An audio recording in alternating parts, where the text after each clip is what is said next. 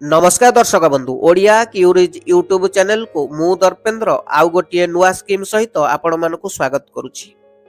Scheme T कौन रही केउ वर्गर लोक यह अप्लाई करेंगे, इलिजिबिलिटी क्राइटेरिया कौन रही, बयस सीमा कौन रही, समस्त तथ्य यही भिडियोटे मु आपण मानकु देबी। भिडियोटी अति इनफॉर्मेटिव हेबाकु जाउछि, आदौ स्किप करिवे नाही, शेष पर्यंत देखिबे।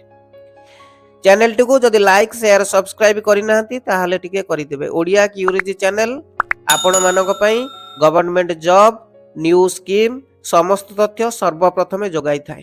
ताहले दर्शक बंधु चलंतु आरंभ करिबा वीडियो। इलेक्शन को आखि आगरे रखी ओडिशा गवर्नमेंट एक न्यू स्कीम लॉन्च करिसंती जहार नाहा स्वयं। स्वयं रो अर्थ होउची स्वतंत्र युवा उद्यमी। मुख्य सचिव पी के जेना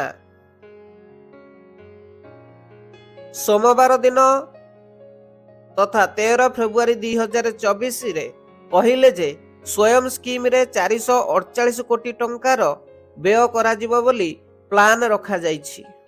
ताले यार इलिजिबिलिटी क्राइटेरिया कोन रहिছে देखंतु। अंचल रे बसवास करूतबा 18 रु 35 वर्षर युवक युवती मानक पई एही योजना आसीची जहार ना स्वयं योजना।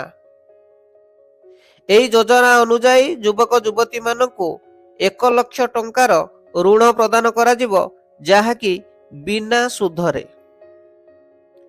एही स्कीम टी कोन पई उद्दिष्ट ता हेउची हायर एजुकेशन पई उद्दिष्ट।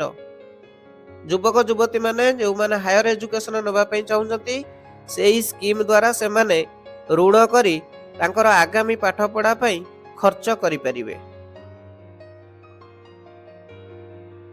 एही ऋण द्वारा से माने तांकर स्किल डेवलपमेंट भी करि परिबे। एही ऋण को उपयोग करी से माने लाइफ लॉन्ग लर्निंग रो सुविधा पाइबे।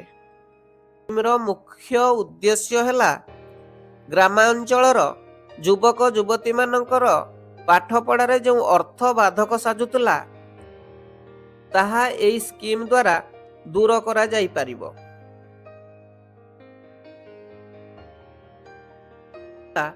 स्वयं स्कीम रो इन्फॉर्मेशन वीडियोटी केमिति लागिला आशा करूची निश्चय भलो लागिथिबो। दर्शक बंधु एभली नुआ नुआ वीडियो रो खबर देखिया को चाहुतले चैनल को सब्सक्राइब करिवे, लाइक करिवे, शेयर करिवे। जय जगन्नाथ।